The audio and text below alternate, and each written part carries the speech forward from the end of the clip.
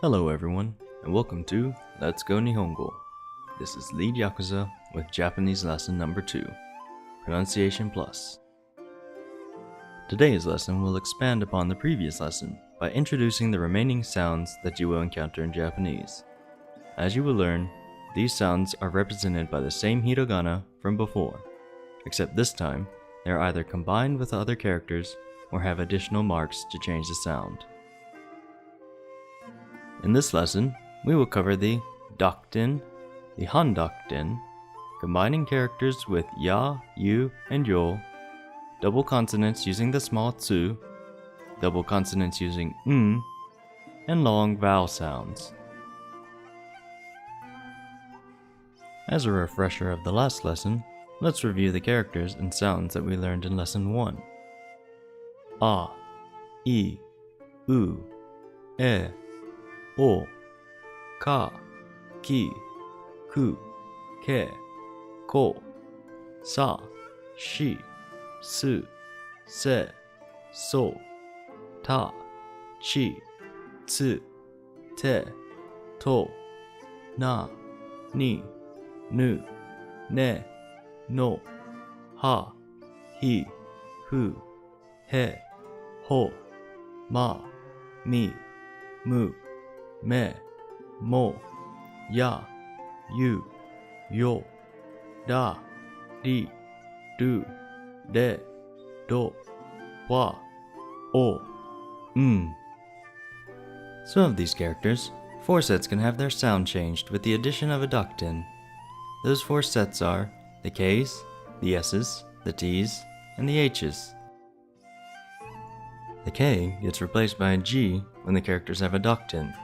So you get ga, gi, gu, ge, go. The S gets replaced by a Z, but because SI is an exception, the sound with a dokten also changes. In this case, it sounds like a JI instead of a ZI. So we get za, ji, zu, ze, zo. The T gets replaced by a D, but as we saw with S, the exceptions without the dokten become exceptions with the dokten. So TI sounds like JI, and TU sounds like ZU. Overall, we get da, ji, zu, de, do. The H gets replaced by a B. Unlike the other exceptions, HU becomes BU with no changes.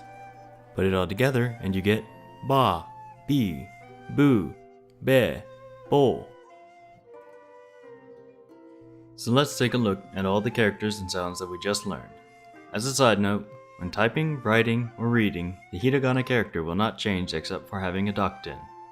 Also, even though DI and DU are exceptions when pronounced, the English will not change to match the sounds. For example, you will see DU instead of its sound of ZU, such as in the word tsuzuku. We have one more set of sounds to learn about. The 8th set of sounds is the only set of characters that can have a handokten or a circle in the upper right corner. When the handokten is written, the sound goes from H to P with no exceptions. So we get pa, pi, pu, pe, po.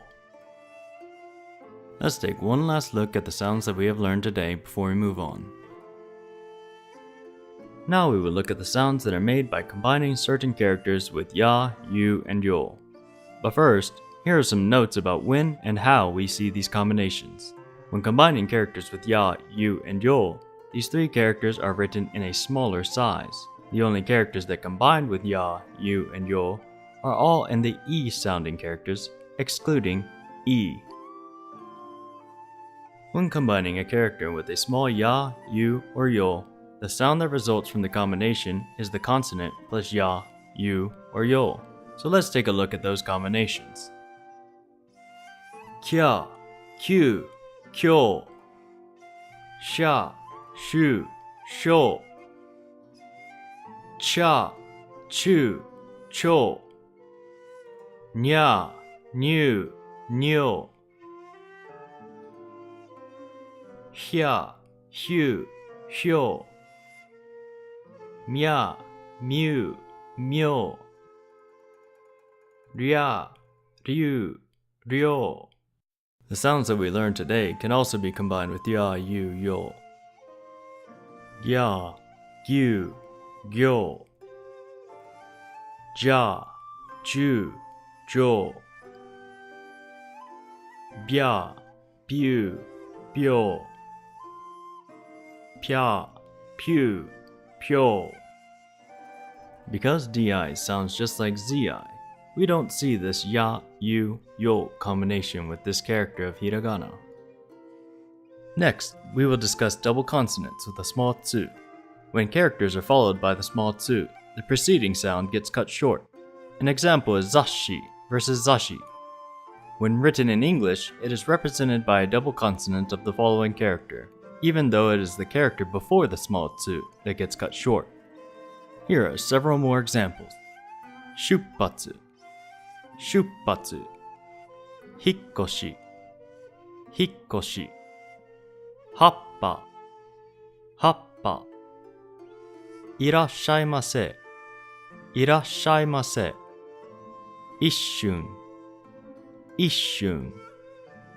Katta, katta. As usual, there is an exception. The double consonant of in uses n instead of using a small tsu. We see this only with na, ni, nu, ne, and no. Two examples are zannen and annai. Unlike other double consonants, the double n does not cause any sound shortening.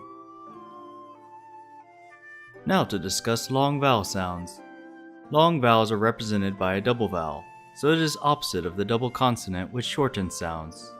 In Romaji, we see two vowels, but in Japanese, you will see a, i, u, e, or o next to another character of the same sound. Some examples are okaa-san, onii-san, suji. E and o have some exceptions. E is typically followed by i, though it sounds like a long e like in eigo.